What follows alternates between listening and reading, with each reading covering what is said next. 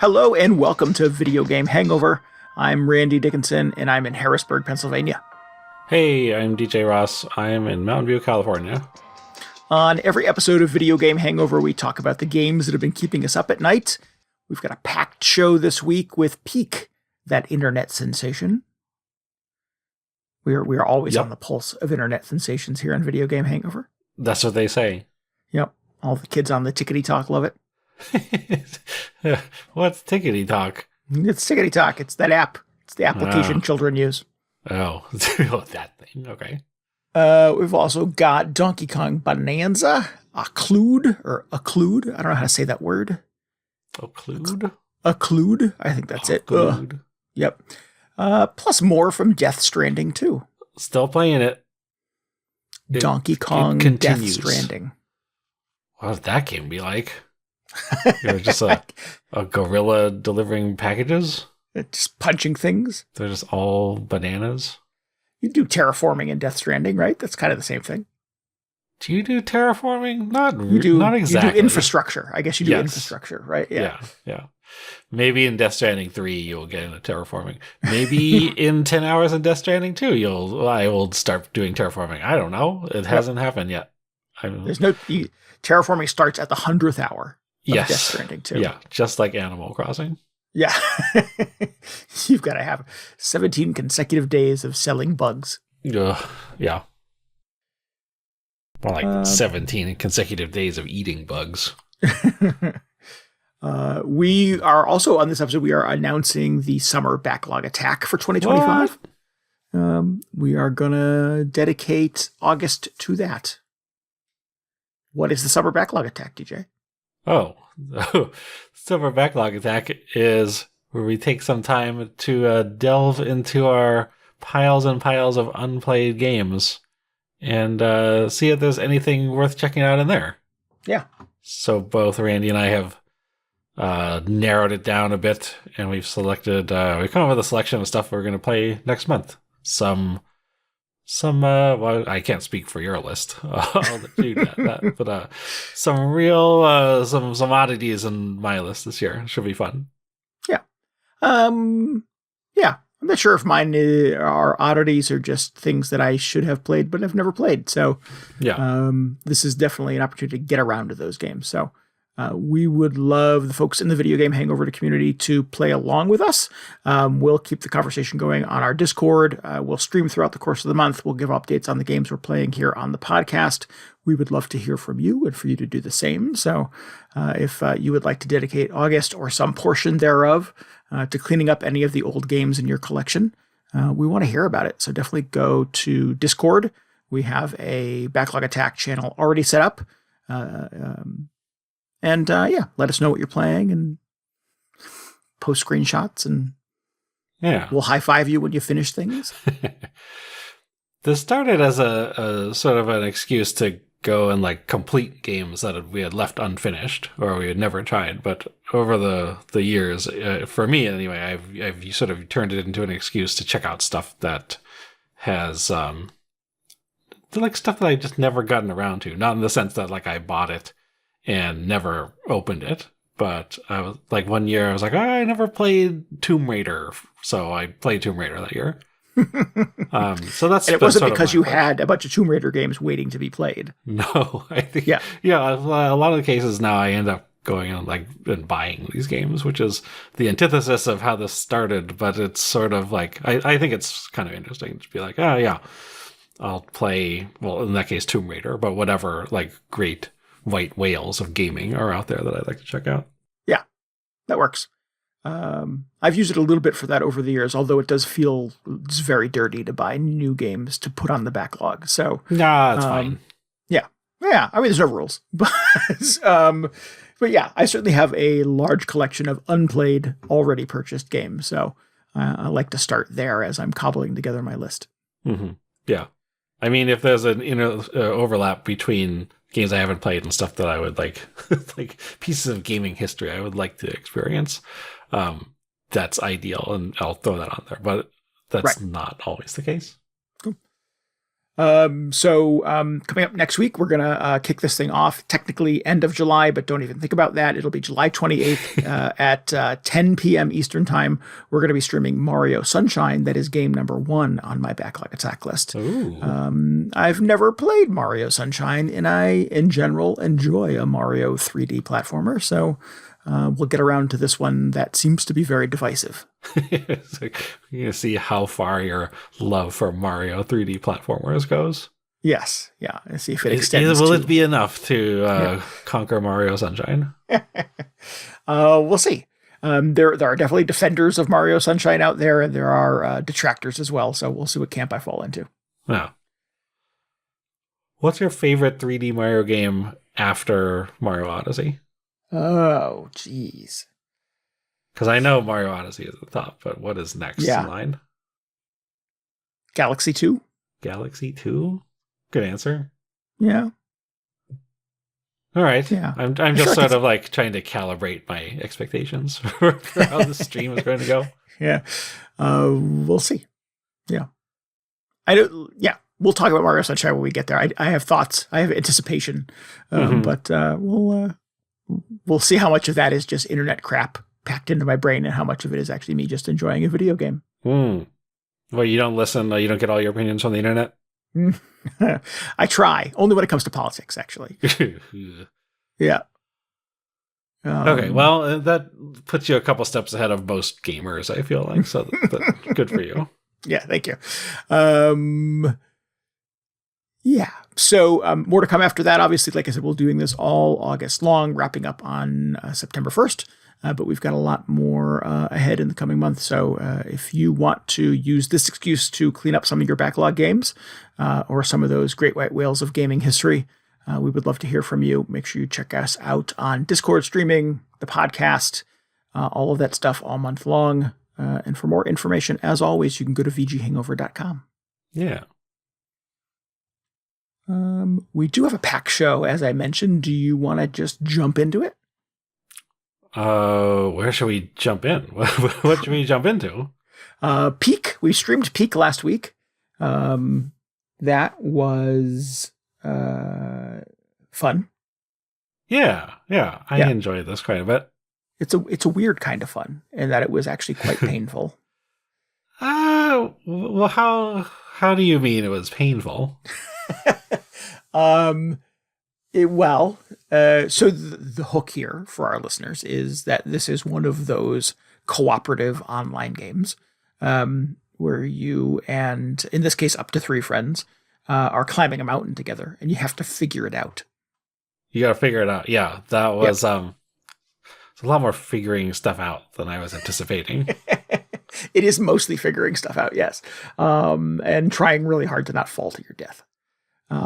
Or fall to a place that would make it so hard to climb back up to where your friends are that you might as well just be dead. Yes, I was going to say, not even falling to your death, but falling to your crippling incapacitation. Right. And then imminent turning into a skeleton. Yeah. Death is a blessing. Death. Yeah. Yes. So through some series of events, you end up crash landed on, in the game that we played, a beach. But we've heard that it updates the mountain and the map every 24 hours. I didn't go back and play this again after the stream. I should have done that to get at least like one more mountain under my belt. I played a solo one the day before we played online. We'll shout out to our buddy GD Milkman who played with us. We didn't have 4 players. We had 3. It was a nice trio trying to get our way to the top of the mountain. You're on a beach and you've got luggage around you and half of an airplane on fire, and you're trying to sort of piece together things that you might need to get to the top of the mountain. I don't know why getting rescued from a plane crash requires you climbing a mountain. Try not to think about it. I think they'd be looking for like the plume of smoke from the plane. Yes, you would think the rescue helicopter would come to the beach. Yeah. The game should be called much easier to climb all the way up to the top. Right. Well, that would be a very different survival experience. Me, DJ, and Milkman all went through and looted everybody's luggage and parts that had fallen off of the plane into the sand. We figured out that you can climb coconut trees to get food, coconuts, out of them, and made our way to the mountain, where it was difficult to figure out which direction you had to go to get to the top. Yeah. I didn't really think a lot about how I imagined this game would play out, but I was not really anticipating that there would be that many survival aspects. Because you gotta like eat to maintain your stamina, and you can get poisoned, and you have to like medicate yourself. And it all makes sense in that they kind of want to keep the pressure on you, to keep you moving along. Because I feel like one of the desired outcomes is you come up with a bunch of frantic situations of you and your friends yelling at each other because things have gone horribly wrong. So having that always depleting stamina bar and other disasters that can befall you kind of like, I feel like just leads to that sort of stuff happening.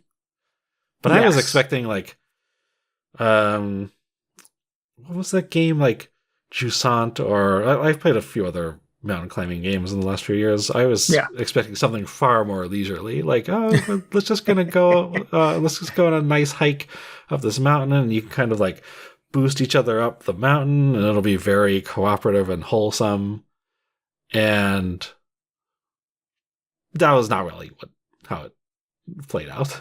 No. I mean, yes. I mean, Jusant is a game about climbing a mountain, and you're looking for like handholds and getting tools that you need to get up there and things like that.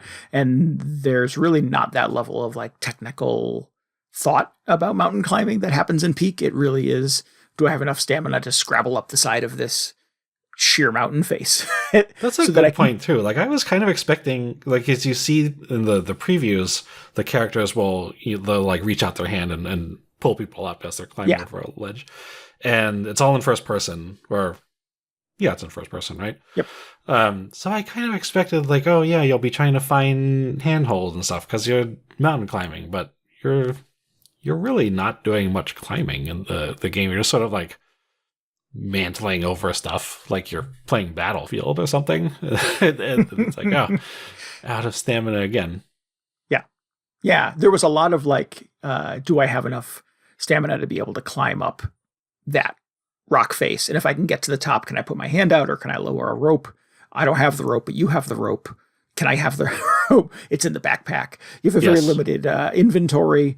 So there's only so many things you can bring with you. So it's a lot of choices between like, do I bring these 4 granola bars or do I take the rope and the chain gun? So yeah, you do a lot of kind of inventory management kind of on the fly. It frequently felt like the person who had gotten to the top of some peak didn't have the tool needed to bring his friends up with him. It was in the wrong person's backpack and they were 50 feet below. Yes. So it does require communication and planning, which we got better at as we played. I feel like the first round was very much like, oh, we don't know how any of this works. What does this do? And let's just watch as everything unfolds very poorly because we don't understand it. Yeah. But the second round, had a much better idea of what to do and went much more smoothly. Well, we got farther. I don't know if it went smoothly the whole time.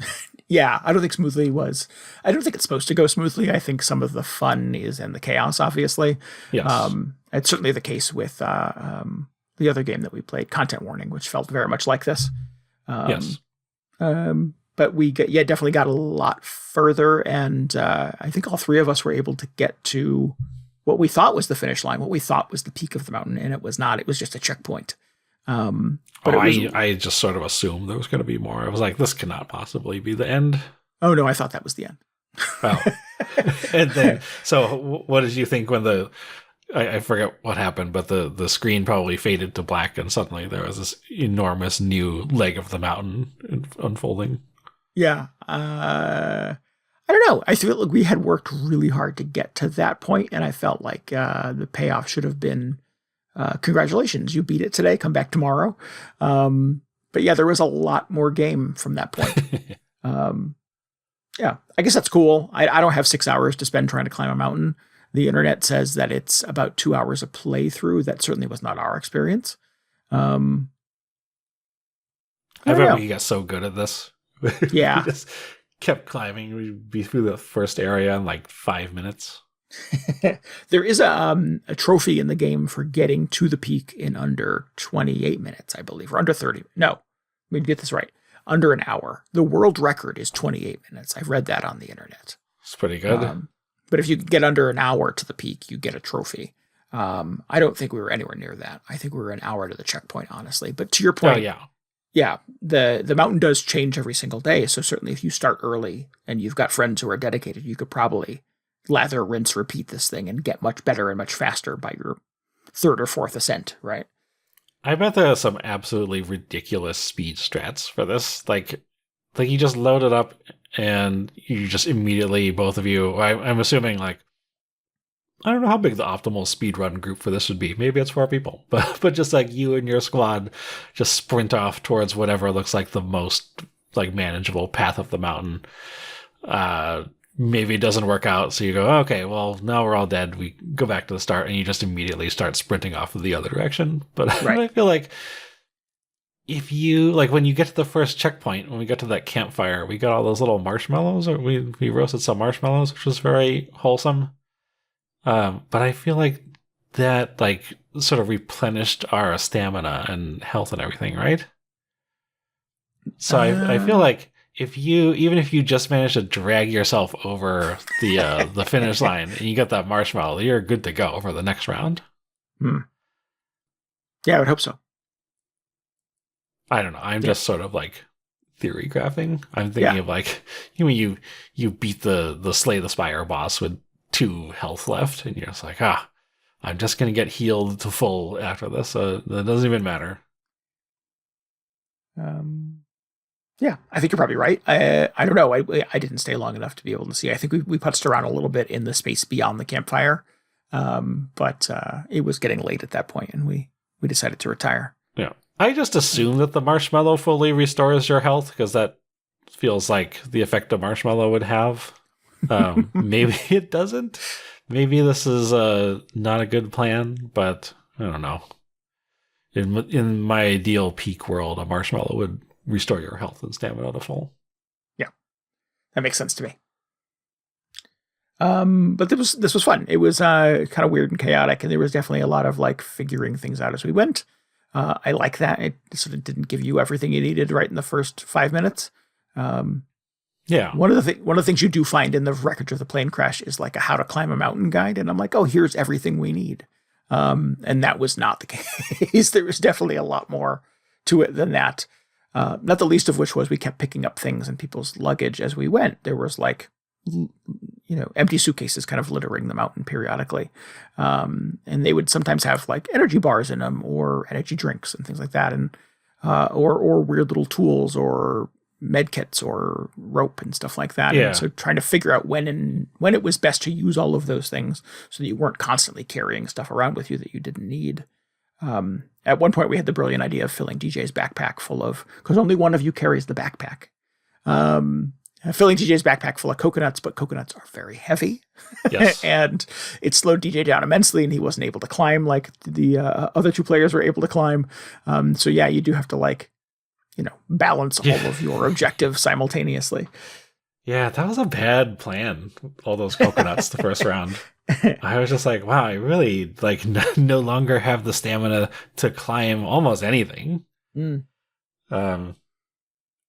really should have like coordinated better. Like, okay, I've got this huge heavy backpack. That means both of you now have to carry a rope with you so I can sort of climb up the rope, because the rope is much easier to climb than just the bare rock face or whatever. Yeah, and much lighter to carry around. So yes. So there's a lot of really interesting co-op dynamics. If you are very organized, you could develop some pretty cool strategies around like who carries the backpack and who's carrying all the rest of the supplies. And it's a bit of a challenge learning all that on the fly. But by the second round, like as we said, I feel like we are starting to understand how to approach it a bit better. Yeah. Man, it really helped having 3 people, though, because I know, like, supposedly you can play this on your own. Just do a solo climb.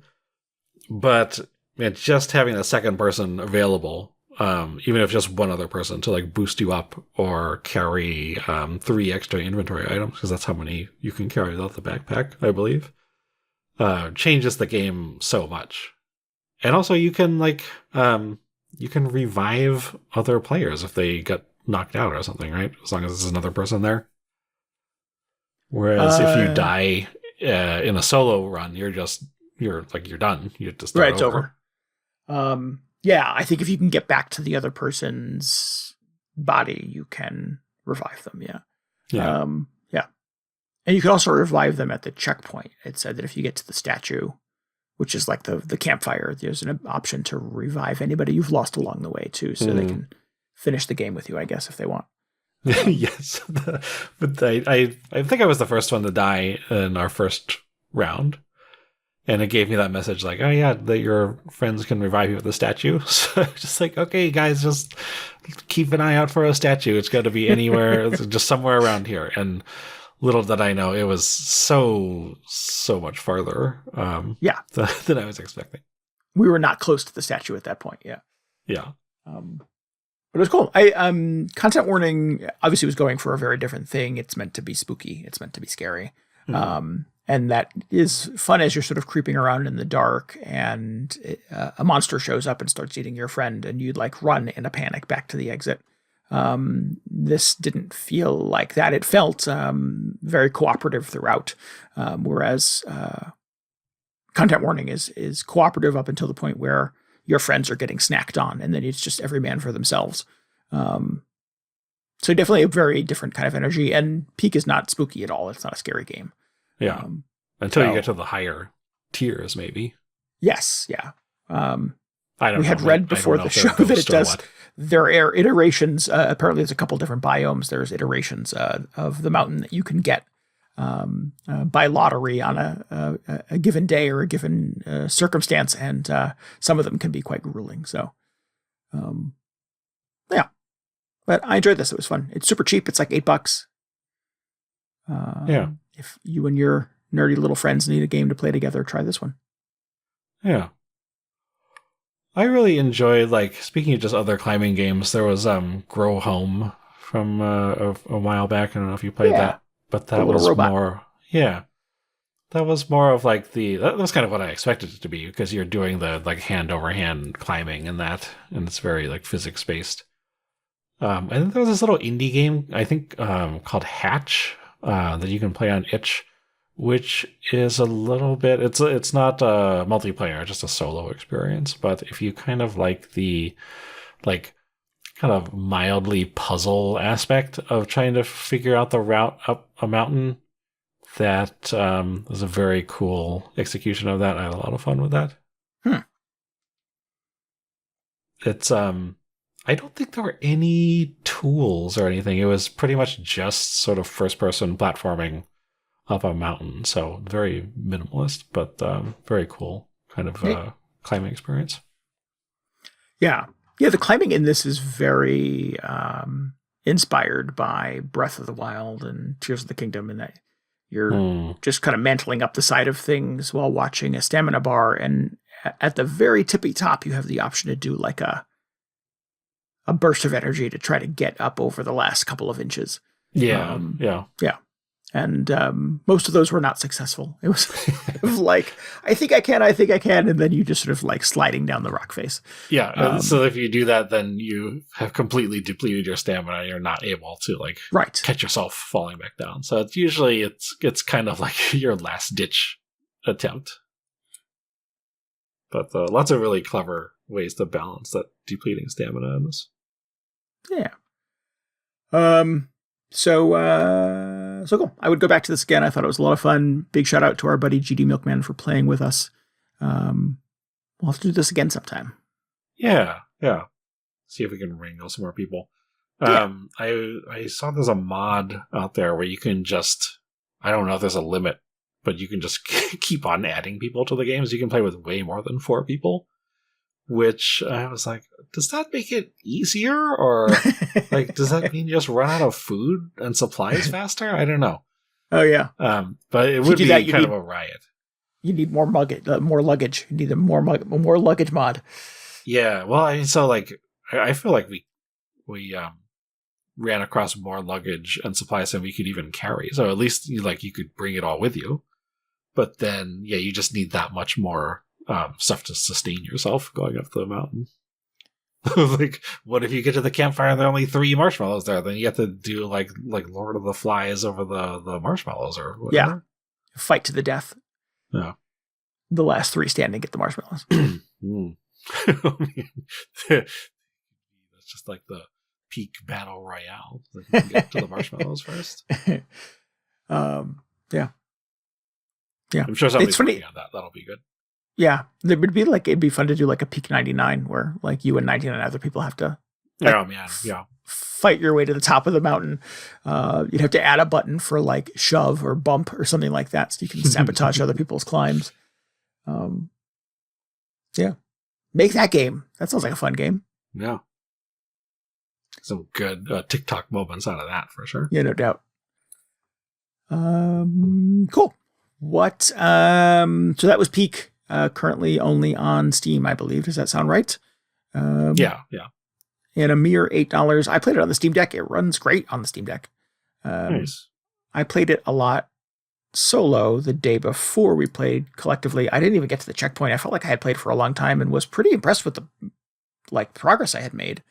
But I did not see the statue or the marshmallows. So yeah. And it does refresh every single day. So there's some kind of new challenge in there every morning when you wake up. Yeah, I gotta go in and check that out to see how the mountain is different. I felt like it was like the mountain that we got was not very accommodating, at least the early section of it, especially to new players, because we spent a lot of time trying a route that was just not correct, or was pretty impossible to scale without. I don't know. And then had to like backtrack and find another route. Yeah. So you had asked at one point, like, is because it's procedurally generated, so it's not like there's a person, at least I don't believe, like handcrafting the mountain every single day. You had asked, like, is every mountain climbable? I assume there's a way. But yeah, it did seem really, really tough for a while because we kept getting to dead ends, or we kept getting to like rock faces we couldn't climb. We found a series of rope bridges and we were like, this must be it. Let's climb the bridges. And then it was just a dead end. So yeah, it felt like there was a lot of randomness involved in the procedurally generated version of this mountain. That definitely got us to some points where we weren't sure we were going to be able to continue. Yeah, I think that's part of the fun of it, though, is like if you can eliminate one route as it'd be a good idea. You maybe just start over and go the other direction, which is sort of what we did. We were just like, let's not do the bridges again. Yes, yeah. We definitely had I think I remember this cave. I don't think this works. We've tried this before. Yeah. You should be able to put down little breadcrumbs or like a little piece of chalk to write on the mountain. Oh, like, don't go this way. Put the little Dark Souls bloodstain. Oh, they should have had that. Like everybody who's fallen off the mountain, they just leave a little like ghost. That would be cool. The way that it handles spectating your friends after you die is you appear as a little puff of a ghost over their shoulder. Yeah. It would be amazing to see like a fully networked version of this where just like you can see where everybody fell off the mountain and fell to their death and just be like, don't go that way. Yeah. I wonder if the developers have a heat map for every day of like where most people tried to climb and where most people died and things like that. There's got to be some interesting stats. Hopefully they're pulling out of this. Yeah, that would be so cool. Cool. So that was Peak. What else do we have on our list? Well, I was all playing Death Stranding. Nice. Has not ended yet. No. I don't have a lot more to add. I was hoping to. Because here's what happens with this game. I keep thinking like, man, I've just been building infrastructure for like the last feels like 10 hours. I should be doing more story stuff. I should be like, I don't want to get stuck in one area, just like building it up completely, like restoring all the roads and everything, because then it's like, oh wait, I forgot I've still got like 80% of the game left. I gotta pace myself because I want to like do some construction in the next area too. I can't just have this, like, I can't dedicate all my time and attention to this the first area in the game. So then I go, okay, so I do the story for a little bit, and then after just like 15 or 20 minutes of cutscenes, I realize that it is just like me rolling my eyes at the screen, just like, oh my god, I just want to get back to building stuff. I'm so not interested in the story. So that's a long way of saying that I've only done like 2 story missions since last recording, but I've gone through 2 chapters rather.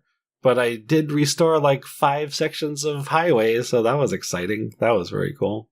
Everybody's sending me likes from across the internet. So I felt very like accomplished, and yet somehow not accomplished because all this took place in a video game. But still, just it's very satisfying somehow.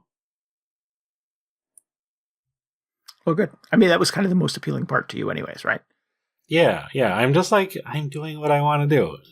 And as sort of as intrigued as I am about just where the story may go, I just find I can't get invested in it. I feel like the just the whole Death Stranding universe, just the sort of rules that govern it, as much as there is some sort of like internal logic to it where it's like, oh yes, like there are ghosts, and sometimes the ghosts come into the real world, and it all sort of like makes sense with itself. It's like sort of consistent in that way. So much of it is just this complete like fantasy world, and like just these weird rules that are made up that I just can't can't get invested in it, because it feels like anything could happen at any possible moment. They could just explain something, being like, oh yeah, so this in Death Stranding world, rainbows are upside down. It's like, okay, cool, but I just feel like there are no stakes because anything can happen. So it's all just sort of like just being on a weird roller coaster. So anyway, then I just go back to building highways, and it's all good. Which is predictable and consistent, presumably. Yes. Yeah. The other weird thing about this is, so you like on top of the main story missions, like the deliveries you're doing to advance the campaign, there are all these little like side quests that are also deliveries. And a lot of them, or like all of them, I guess, you will be tasked with like, hey, take this to another like outpost on the map, or maybe go to this area on the map and recover this cargo or a special item. Or this is kind of fun. This is new in this one. Like there's like wildlife you can encounter, and if you run into it, you like put it into an animal carrier. A very futuristic Death Stranding-esque animal carrier. It's like this weird inflated envelope or something. And then you have like a kangaroo in a box, and you take it to the animal shelter in this game.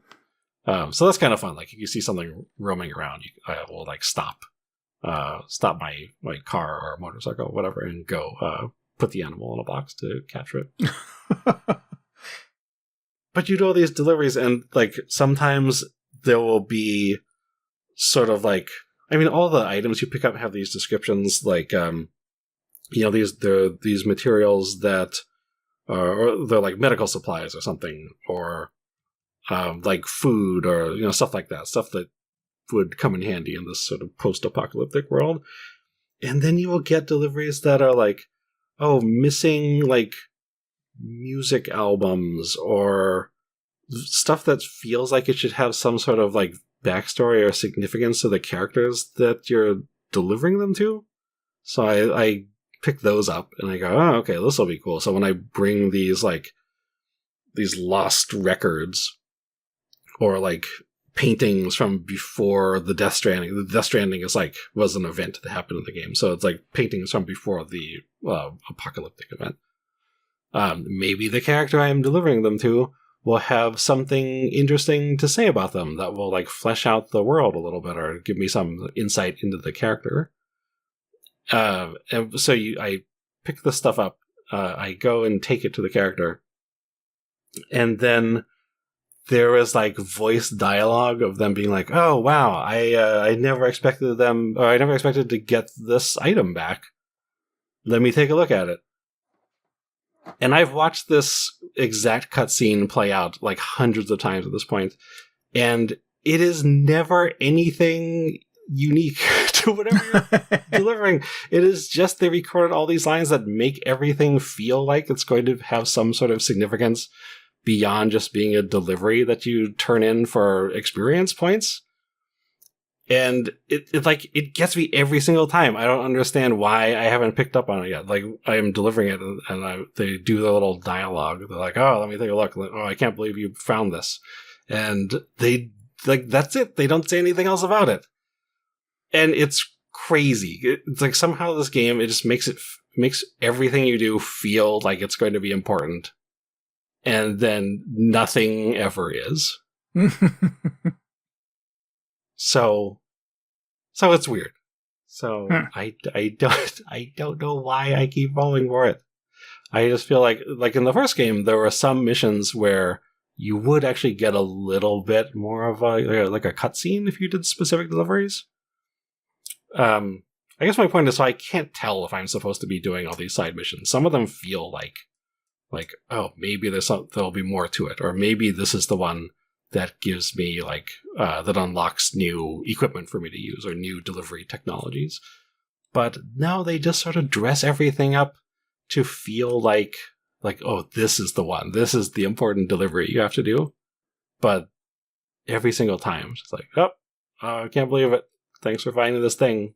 And then they just the NPC just disappears back into their cave or whatever. And they just throw it in the trash.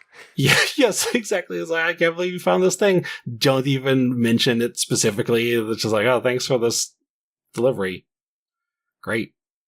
It's so weird. That's some good highway building, though. It really is. You've seen the tweet, though. This was around Death Stranding 1, but it was the tweet about him delivering the banana bread or whatever. Maybe not. No, this doesn't sound familiar. Nope. No, there was I forgot who wrote this, but it was basically a send up of just all the dialogue in this game, where it was like Die Hard Man or whatever the guy's name was in the first one. It's like, Sam, there's some banana bread on the kitchen counter. You could use a knife to cut off a piece of this bread if you're feeling hungry. I'm not butchering this, but then they did such a good job of just capturing how just insane and unnatural all the dialogue sounds. Just like, Sam, use a knife to cut off a piece of the bread. If you're hungry, you can cut off a large piece. If you're not that hungry, you could use the knife to cut off a smaller piece.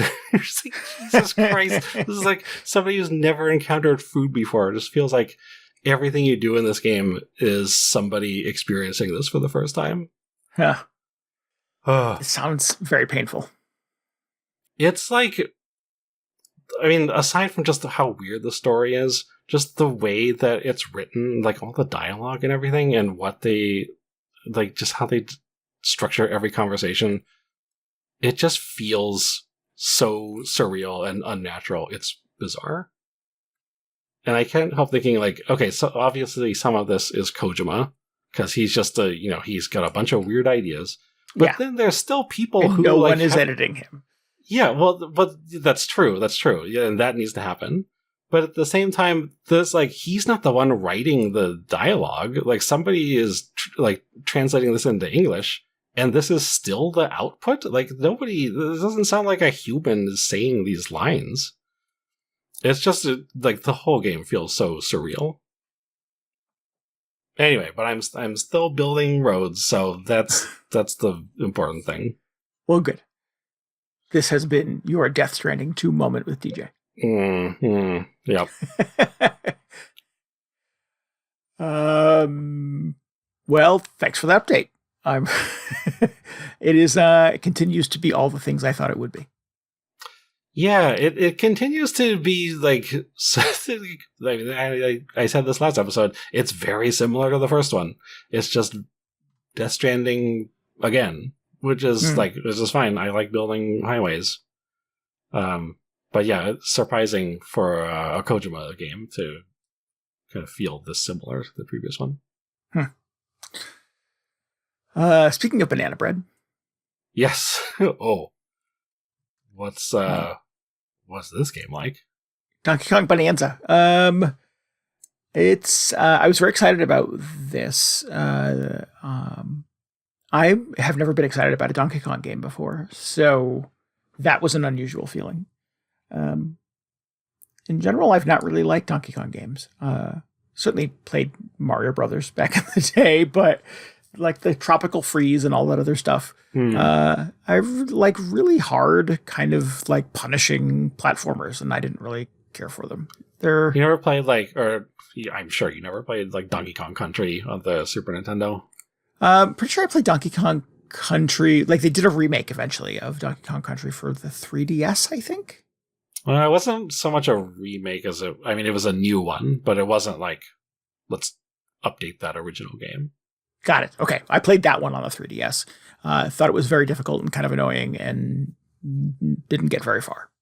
Yeah, I didn't care for that one. I played a lot of Donkey Kong Country 1 on the Super NES, which I had a good time with. But yeah, I don't know if my preferences had changed by the time I think it was Donkey Kong Country Returns came out. Where I was just like, I'm just not into this as much. And I remember the platforming feeling. One, it was fairly imprecise and a little slippery compared to a Mario game. And yeah, it felt weirdly unforgiving in a way that Mario games typically do not. Right.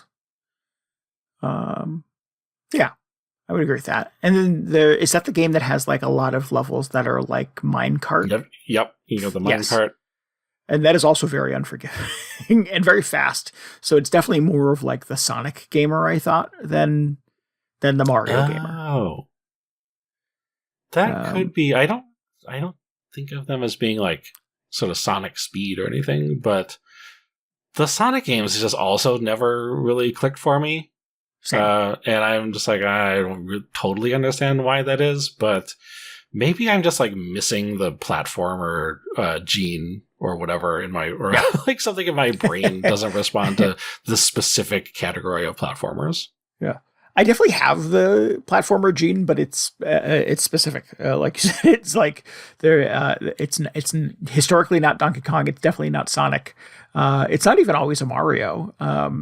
So yeah, I don't know specifically what it is. I like Ruffy in the Riverside from a couple of weeks ago. That was a really good game. I had a lot of fun with that. Well, I feel like Sonic and the Donkey Kong Country Returns are fairly on the technically demanding side. Maybe not Sonic, but definitely Donkey Kong. And I like the ones that are more I guess a little more exploratory. I think of the Sly Coopers and the Jack and Dexters and the Ratchet and Clanks, that PS2 era of mascot platformers, I call them. Was always I'm not the only one who calls them that, but was a sweet spot for me, and I definitely still like that aesthetic, and I like that type of structure in a video game. Yeah, more not quite a sandbox, but kind of a little more leisurely experience. Yeah, definitely, and a little more kind of inspiration to kind of poke around and look behind things, and can I get on top of that? And if so, is there a big stack of coins or diamonds or machine parts or whatever you're collecting in this game, an element of which is always a bit of a collectathon. So they started showing footage for Donkey Kong Bananza quite a while ago, I think, during the reveal for the Switch to in April, right? And it looked great. And it kind of looked like Super Mario Odyssey, which is a game I love and have spent a lot of hours playing. As time went by, it was revealed, obviously, it's the same dev team that did Odyssey, so there's a reason it looks kind of similar, and structures appears to be very similar to Odyssey. And then reviews came out for Bonanza, and they were very enthusiastic. And it just seemed like a lot of fun, so I gave it a shot, and it is indeed a lot of fun. Okay. I wasn't sure if that's where it was going to go. Was this the wind up for me saying I hate it? No. Yeah. No, I like it a lot. I'm quite hooked on it. It has been the only thing that has got me to stop playing Mario Kart World since that came out.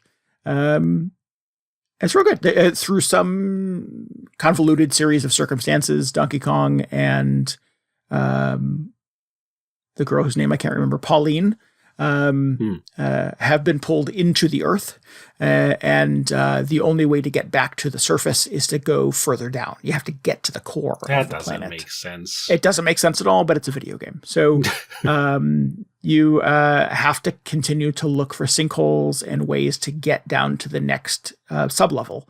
And each level kind of has a theme and different biome and a series of puzzles. There is the president of the Void Corporation is the villain, and he's trying to sort of control the center of the earth, and on and on. So there's all kinds of things that are happening that are trying to sort of prevent Donkey Kong and Pauline from being able to do this thing. Pauline, for some reason, is not the president of New Donk City, or what was she? The mayor? She was the mayor of New Donk City. Yeah. Excuse me. Where does this take place in the Mario timeline? In the timeline, I'm not sure. She's a little kid in this. What? So this is a prequel, maybe, to Odyssey. I don't know if they're related. If there's a unified. What's the word I'm looking for? Timeline. The Donkey Kong. Yeah. I'm trying to think. What's the Marvel thing? The cinematic universe. Cinematic universe. That's the word I was looking for. I was like modified universe. Is this before he kidnaps her for the original Donkey Kong? Is this like the origin story of how he became the Joker or whatever? I'm not sure if this will end with him climbing up a scaffolding and dropping her to the top. It seems unlikely. But wait, so are they friends in this? What's going on? They're buddies. Yeah, they're sort of by nature of circumstance, they're kind of stuck in this situation together. And you get a little pep talk early on about, hey, if we work together, we can do this. Pauline is an aspiring singer, and in fact, her singing is the key to you being able to kind of unlock things in the game. But she's very nervous and afraid to sing in front of other people and afraid to dance and stuff like that.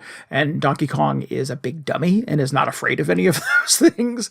It has no spatial awareness or self-awareness at all. And his confidence motivates Pauline to be sort of more outgoing and more unafraid to sort of perform and sing and on and on. So there's a lot of feel good kind of vibes between the two of them. And those of us who have played Mario Brothers know that this doesn't end well. It's like, this is going to end with a like Donkey Kong heel turn. And then it's just like, the tragic ending to Donkey Kong Bananza. Donkey Kong goes berserk and kidnaps his lifelong friend. Yeah. Yeah. I mean, this is King Kong, essentially. So it's all, I don't know if it's a different timeline, if it's a different origin story, if this story sort of ends with that story, or if we're not meant to sort of marry these two things together. I'm not sure. Try not to think too much about it. The hook, though, is that because Donkey Kong is a big dummy and is so strong, he's able to punch his way through everything. So literally just about everything in the game is breakable. And if it's not breakable for a reason, and you have to sort of figure out how to get around it or how to upgrade your strength so you can get through it, et cetera, et cetera. So it's a lot of you, speaking of terraforming, destroying literally everything in the level, trying to look for hidden maps and hidden gems and hidden gold. Gold allows you to get upgrades. There actually is a skill tree in this. So very different from Mario Odyssey in that all of the costumes and stuff in that were more or less cosmetic. In Bonanza, all of the costumes, you can little pants and little neckties, and you can dye his fur different colors. And Pauline has a whole series of things too. And all of those are tied to upgrades. You can swim faster, you can punch harder, et cetera, if you have a different costume on. Is this like open world, or how is this structured? It's open world in the level. So you have, as you go through each sinkhole to each sort of sub-level, different biome, all of that, for the most part, is open to you at that point.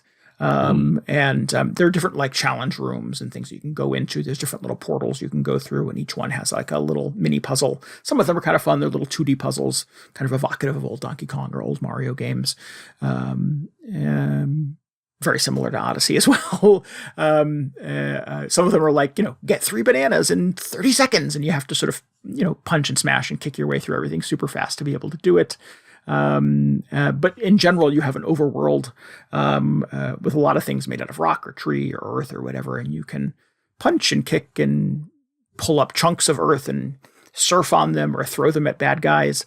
You can do a ground slap, basically, where you pound your hands on the ground and it will it's like sonar. It sounds out like a little ripple, and you can kind of see through things. If there's something embedded in the rock, like a little fossil or gold or something like that, it'll show up briefly on a little blip.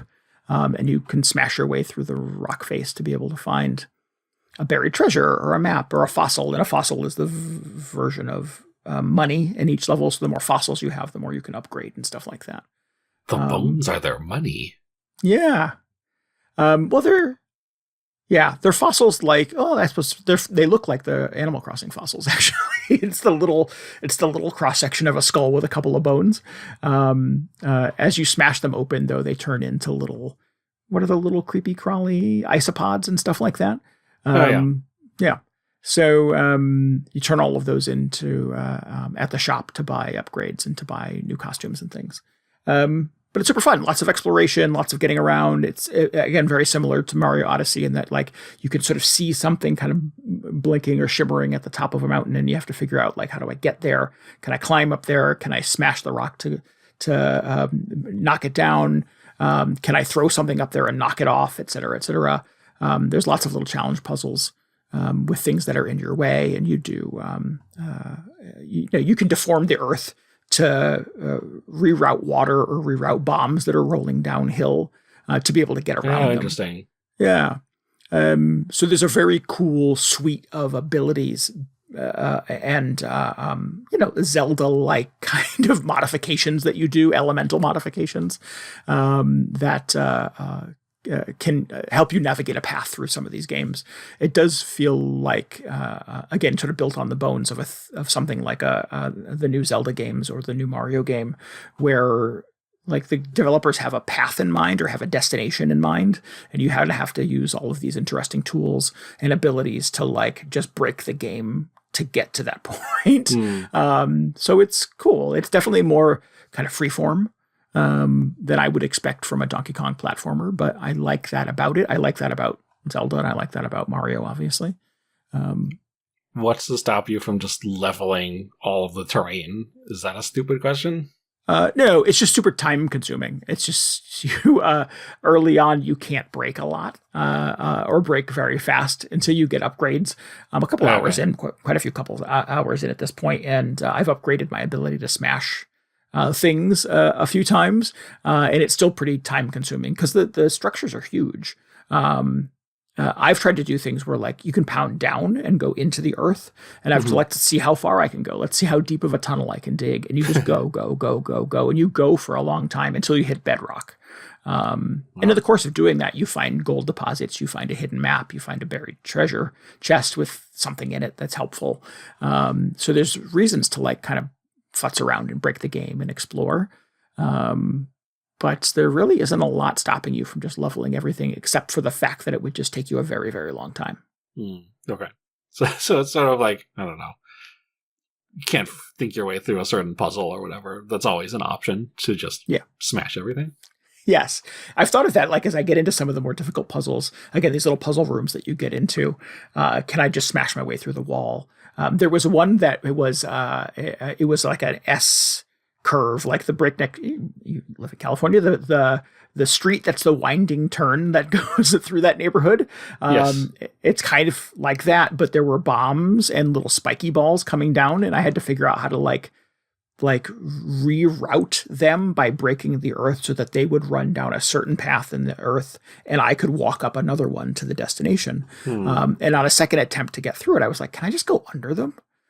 So from my starting point, I just built a tunnel that went all the way under the mountain and straight up behind them. And that was a valid solution as well. I didn't have to terraform the earth at all. I just tunneled under them. Pretty good. Yeah. I was like, oh, can I break every puzzle that way? So it gets you to think, think in different ways about how to approach some of these things. And all of those paths to success are valid as long as you sort of get there in the timeline or with the conditions in mind that you're looking for. But yeah, it's super fun. It's super wholesome. It's a little smarmy. Some of the characters are a little smart-assy and kind of funny. It's got a lot of sass. It's cute. I have a good time with it. The music is awesome. There's a lot of really fun pop songs and big sing-along kind of moments that come with the Bananza mode, which is Donkey Kong will pound on his chest to start a beat, and then Pauline will start singing some big rock song, and Donkey Kong will transform into some huge version of another monster that allows him for a brief period of time while she's singing to do some other huge ability. The first of which is just a mega version of Donkey Kong where he can smash through everything super fast, but it only lasts for a little while as long as she's singing. There's other versions of these Bananza modes that you get further in the game. And the music for those is fantastic. Like a soundtrack for this is going to be really, really good. Even like the menu music, the incidental music, the overworld music, like I've had the beats in my head for the last couple of days. It's all really, really well done. I imagine it's got to be something that's probably like maybe the composers who worked on Mario Odyssey or other Nintendo first-party stuff, as opposed to like the soundtracks to Donkey Kong Country. All those games were very popular, but that would have been like Rare or yes, it was like retro after a certain point. But I'm guessing it's not them because they don't work for Nintendo anymore. Yeah. There was someone, I saw this on the internet just the other day, that had pieced together who all of the composers were, because Nintendo is still not great at giving up this kind of information. And a lot of them are folks who have worked on kind of the more recent, like Super Mario Wonder and Super Mario Odyssey. There were 2 or 3 brand new composers on there who had never worked on a Nintendo game before. So maybe it is kind of the next generation of Nintendo composers, house composers. If I can find that, or figure out where the hell I even saw it, it had to be on Reddit. I'll share a link to it in the show notes if anyone's interested. But yeah, it's really good. I've had a really good time with it. I'm super into it. It definitely scratches the same itch as Mario Odyssey, with a lot of exploration, a lot of looking for hidden things. There's definitely an element of a collectathon to it, but trying to get through all the upgrades and see all the secrets. Great big boss battles with huge monsters and you trying to use all your tools and abilities to fling bombs back on them and hit the glowy bits and all the other stuff that you would expect from a Nintendo game. It just who are like the really enemies in this? I mean, it's not the Donkey Kong Country sort of rogues gallery anymore, right? I don't know. The big enemy in this, the big boss, is the Void Corporation. Yeah. And it's a big mining organization that is trying to sort of take over all of the Kong worlds, and wants to, I don't know what he wants to do. Own the minimal rights, I guess, to everything. Yes. So like the big boss is President Void, and he's kind of like the mustache twirling, conniving villain. And he has a couple of henchmen that are the other like sub bosses that you fight against and stuff like that. I don't think it's a character I've seen before. It might be a new creation for this. But yeah, it's kind of fun. I'm just curious how many hooks there are, if any, back to the Donkey Kong Country games, because it feels like, while those are very popular, I mean, it's like, actually, give it more credit than that. Like, that's basically been Donkey Kong, like his whole existence for like 20 or 30 years. But it also feels like they are maybe like trying to make a break from that. Like this is a new sort of era of Donkey Kong. Yeah. Like he looks different. Rare doesn't really collaborate with Nintendo anymore. But I know I've seen a lot of the lead up for this. People are like, oh, are we going to see old Donkey Kong Country characters returning for this? or what the deal is. Is it going to be like a surprise reveal at the end? So I'm just trying to get a sense of that. It sounds like it's maybe it's trying to do something else. Yeah, I don't. I'm not sure. I don't know that collection of Donkey Kong characters very well, but certainly I know like the Diddy Kongs and the Cranky Kongs and stuff like that. And is Diddy Kong in this? Not yet. No. I'm on the 3rd level. So no Diddy Kong, at least in the first 3 levels. But yeah, so I don't have like encyclopedic knowledge of all things Donkey Kong. I have heard, and I can see that they've changed sort of his character's look and kind of motivation. He's still very banana driven, obviously, but he goes like literally gaga in the presence of bananas. Like his eyes turn to hearts. He gets a big dopey grin on his face and his tongue hangs out. He's like the little dog in the cartoon for the bone, like floating on the air biscuits wave. So it's just, yeah. He's not the smartest character. They've definitely sort of positioned it so that Pauline is the brains of the operation and he's the brawn. But that kind of combination works for them. He doesn't talk either, which is probably a smart choice, similar to Mario. He's kind of the voiceless protagonist, and all the characters around him are the noisy ones. Mm-hmm. Well, the other characters all do talk. Yeah. All of the little monkey villagers all talk, and every level has a different, like, I don't know if race is the right word, but like collection of uniquely colorful characters that are exclusive to that level. Similar to Odyssey in a very similar way. They all chat and they all talk and they all give you background on the level and guide you through the shop and all the other things they have going on. And there's some trouble has befallen everybody at every level. They're like, oh, the Void Corporation was just here. You just missed them, but they locked this up or they broke this thing or they shut this down and you have to turn it back on again. So there's, some series of inconveniences that Donkey Kong and Pauline now have to mop up to be able to get to the next level. And lather, rinse, repeat. Again, it all feels very video gamey. It feels very Nintendo. But it's just enough kind of motivation to get out into the world and start playing around with the destruction tools and leveling some mountains and digging holes and knocking things over. And yeah, it's a lot of fun. Cool. Yeah. Well, oh man, well, I secretly wish there was another version of this episode where you talked about how much you hate this game. But no, I'm glad to hear you're enjoying it because I know you've been looking forward to it quite a bit. Yeah. I was excited. It was definitely like a, I've never spent $80 on a Donkey Kong game before. Oh. So the proposition of 70, I think this was 70, sorry. But the proposition of that was a little overwhelming. So I was like, maybe I'll wait to see some reviews. Yeah. Nobody has spent $70. Well, actually, that's true. Man, the Super Nintendo games on second thought may have been up there. But, collectors, yeah. Yeah. But I think the embargo broke the day before release and like tens across the board for the most part. Everyone has been very enthusiastic about this game. And I was like, I'm going to have to play this, aren't I? You were going to play it. Don't give me that. I was interested. And particularly since I knew it was the same dev team that did Odyssey. Like if it even remotely scratched that itch, I was going to be all about it. So I'm glad it all kind of worked out. Yeah. Not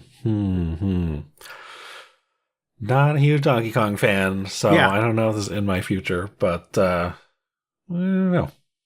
I'm not either. So like that is the most difficult proposition here was like, oh God, if this was Odyssey 2, which is what I've wanted, I'd be there would have been no question. But the fact that they sort of shifted the focus to Donkey Kong, which is not a character I'm invested in, yeah, was the hurdle here, but it turned out to be pretty good. Who do you think is making the next Mario game then? Is it these guys? Are they gonna, take a break and get started on that? I don't know. I mean, that would probably mean it's still 4 or 5 years out, right? Or hazard a guess. Yeah. I suspect there's got to be another team working on a Mario game that is not Odyssey 2. I don't know if it'll be like a 2D Wonder kind of thing or a 3D something or a Paper Mario. Who knows what the next Mario is? I don't know. I feel like we just got Wonder, so I feel like the next one would be a big 3D thing. Plus, they kind of need something. Well, I was going to say they need a big 3D Mario game for their new console, but I feel like this Donkey Kong gets closer to that than maybe other like 3D platformers would have.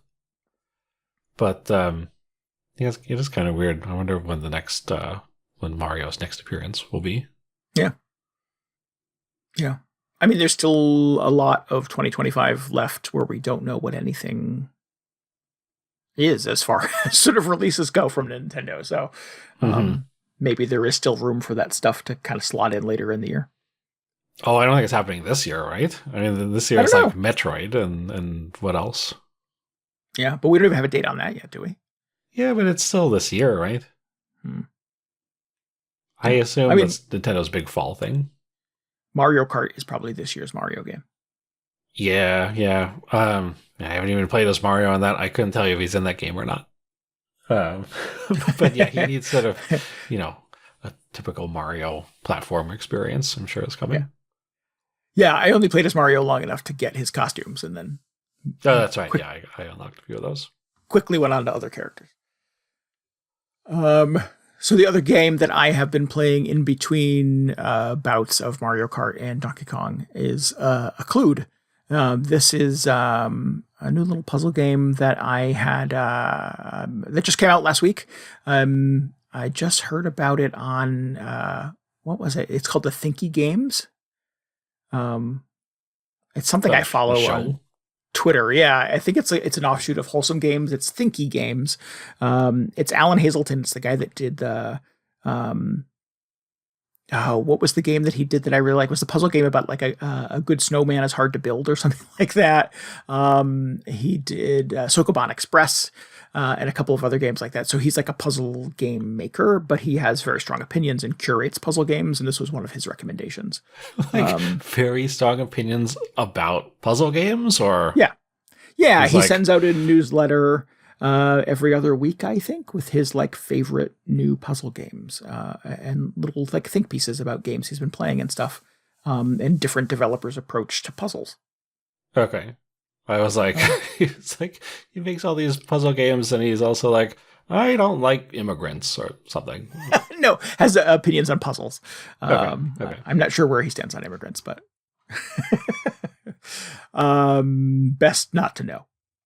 So anyway, Occlude. Yeah, Occlude. Yeah. Kind of an interesting proposition. It sort of proposes that a game of solitaire can be an occult ritual. So that you have a series of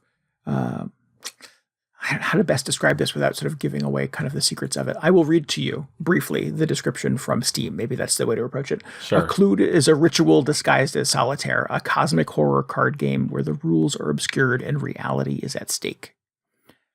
I feel like I know how to play solitaire. So yeah, you're playing solitaire essentially, but there are like hidden mechanics. There's a series of different events. You get a little story on the screen about love lost or an accident or something that somebody regrets immensely, and they hear about a ritual you can do, and you have to move the cards in a certain way and blah blah blah, and then it takes over with you playing a game of solitaire. And as you're playing solitaire, there's other things on the screen. There's little coins, there's a tarot card, there's some ticket stubs, and as you move the cards around and build your decks and do solitaire things, some of the pieces on the board start to move around, and you have to figure out sort of what moves do I make that inform how things move and how things change on the screen. And this will happen. Like how things react to your solitaire moves? Correct. Yes. And these things will happen 7 times with 7 different little short stories and 7 different outcomes. If you fail and don't figure out necessarily what kind of the rule is and what the influence is over the pieces on the screen, you can go back to start and do it over again. If you screw up just playing solitaire and you paint yourself into a corner, which is a thing I've done quite a few times, there is an undo button, so you're not stuck. But you can only undo up to a certain point. Part of the process of this is you can just reshuffle everything and start back from scratch.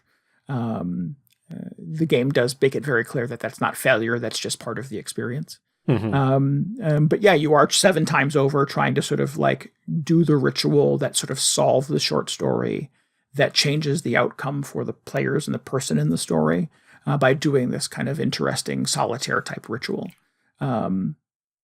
It's a little cryptic. It's a lot cryptic. In fact, it's also a really good solitaire game. So it has some pretty fun rules and little twists on the solitaire formula. Which solitaire? Is this like Klondike Solitaire? I guess I don't know. What's Klondike Solitaire? The one, it's on every like Windows. It's like the game you think of when you say solitaire. I'm not sure. What? Okay, so like the 4 wells with the cards and you gotta stack them up? Yes. Okay. Is that Klondike? So yes. I think so. I think it's not Spider Solitaire. I know how to play that. Yeah, it's not Spider Solitaire. Yep. So you're not necessarily trying to like win that game. You're trying to play that game, but make moves that sort of like tie into other things that are happening. Yes. I mean, you are trying to sort of beat solitaire. So you're trying to get all of the cards ultimately back to their kind of foundation decks. So foundation is not wells. That's Tetris or something. But you have to sort of figure out what like the proper, order is, or the proper set of circumstances, or the little, occasionally maybe it's a rule break or something like that you have to sort of figure out. The game doesn't tell you necessarily what the circumstance is that kind of unlocks the ritual and makes sort of the mysterious things happen in the game. You just have to sort of figure it out as you play along. It's kind of interesting. Yeah, it's cool. It's cheap. It's like $7. It's kind of a spooky vibe to it. It's got kind of creepy music. The little short stories are all very creepy. A lot of stories about, like I said, sort of regret or love lost or mistakes that have been made, and you're looking for a way to undo it. And perhaps this ritual will help you like rewind time or change circumstances or go back and make a different choice. It's just kind of really interesting how these things are kind of threaded together as you're doing this kind of tarot-inspired game of solitaire. And each one of these stories is like sort of a bespoke puzzle. It's not like it's not really a free-form thing like Balatro or something like that. No, there's like, I don't know if in Occlude there is like an endless mode. If you just want to come play solitaire in Occlude, I'm not sure if there's a version of the game that exists in here. I suspect you must. That's what I was wondering. Yeah. Balatro, you can just play forever as long as you're good at it. And there's no story or set of circumstances or mystery kind of tying it all together. Yeah. But in this, it's like solve these specific puzzles. Correct. In this specific way. Okay, interesting. Right, while also solving for solitaire. Yeah. So it's cool. I like it. It's definitely a vibe. It definitely has sort of like creepy music and interesting circumstances and some really good writing. I've not seen the ending yet, so I'm not sure how it all sort of plays off. I definitely had to sort of wrap my brain around like, how does solitaire again? I've not played a game of solitaire in a very long time. And the first couple of times of me sort of just trying to figure out what the rule set are, like I didn't quite understand the circumstance, why were things moving in a mysterious way. And the game doesn't give any of that up. The mystery is in you figuring out like, how does you playing the game change the circumstances on the board? So yeah, there's a little bit of exploration that goes into it, a little bit of failure first before you figure it out. Once I sort of got it, it made it a little easier to play some of the following games of solitaire and to sort of solve the mysteries there. It is not the same solution over and over again, so you're definitely still trying to sort of suss it out every time you play. Like the effects change with each story, I guess? Correct. Yeah, the conditions change each time. But again, once you sort of figure one of them out, it helps you sort of know what to look for in future ones. Yeah, it's cool though. It's definitely really creative. It's sort of a unique take on a card game, which we've had a lot of that in the last couple of years, obviously. But I don't think anyone has gone to this extent with it. This feels a little bit more like an Inscription type of experience than a Balatro experience. Because Balatro had all of the other things. There's Ao Tenjo was the Mahjong version of Balatro. There's the Dungeons and Degenerate Gamblers was the blackjack version of that. And this doesn't really feel like any of those games. This feels like kind of a puzzle box in a lot of ways. It's a little bit more of an Inscription kind of experience where the game is important, but there's a story and kind of window dressing around all of it as well. Yeah. That's really cool, though, because, I mean, as much as I like Solitaire, it's just such an autopilot experience. So the fact that they took that, which is something that everybody can understand, and sort of dropped all these other mysterious rules on it is really interesting. So it's sort of like, yeah, here's that game that you've played a million times, but now there's like mysterious new twists on it that you don't really know about at first.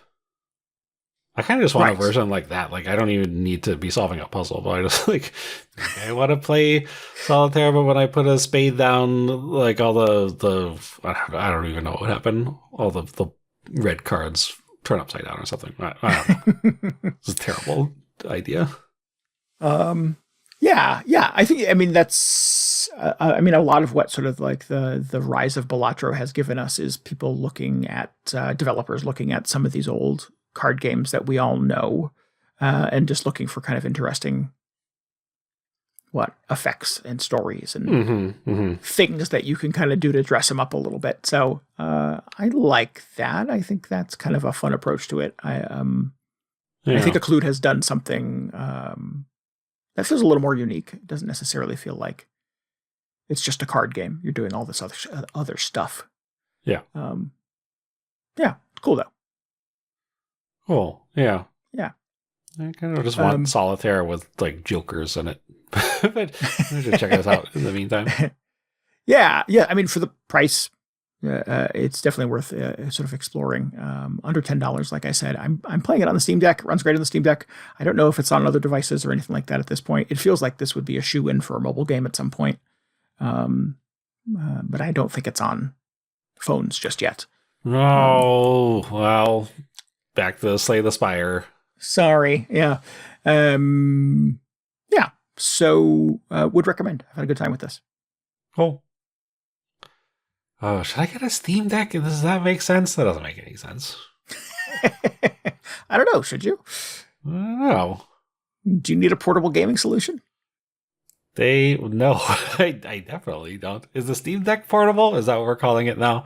Maybe I just wait for them to do a mobile port, or I'll just play it on Steam. I can do that. I got Steam on a bunch of stuff. Yeah. Yeah. I can't believe we're at a point where like you recommend a game and it's like only on Steam, and I'm like, oh, I can't believe it. Well, it's such an inconvenience. Stupid Steam. Yeah. I've never really used the touchscreen on my Steam Deck, but that is the right way to play Solitaire. And I have made the screen on my beautiful OLED Steam Deck very greasy over the last couple of days playing Solitaire on it. So I don't know. Just an odd observation. I've had the Steam Deck for a while since launch, and have really only used the touchscreen for the little, what is it? The little demo that came with the Steam Deck, the desk job, the Aperture desk job. Oh, yeah. I don't think I've touched the screen since then. Why would you touch a screen? It just makes them gross. Yeah. It's like, it takes me back to the Vita days.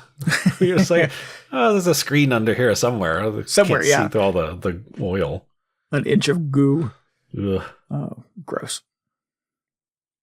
Yeah. Anyways, we are just about at the end of our video game journey here. As promised, a packed show. Oh, the video game journey. At least for this week. So make sure you tune in Monday night. We will be streaming Mario Sunshine. That is the first of many Backlog Attack games coming your way in August. Monday night, July 28th at 10 p.m. Eastern Time. For more information, go to our Discord or just show up at twitch.tv/VGHangover on Monday night. Am I going to end up playing Mario Sunshine again because of this? Is this what is happening now? I don't know about this. I figured you would cheer me on, but... Yeah. Well, I can at least do that. Yeah. If you need any more video game hangover in your brain, you should follow us on Blue Sky. We are VGHangover.com there, and you can get show notes and links and tell us what you thought about this episode at VGHangover.com. We would love for you to join us on Discord. You can get a link to that at VGHangover.com as well.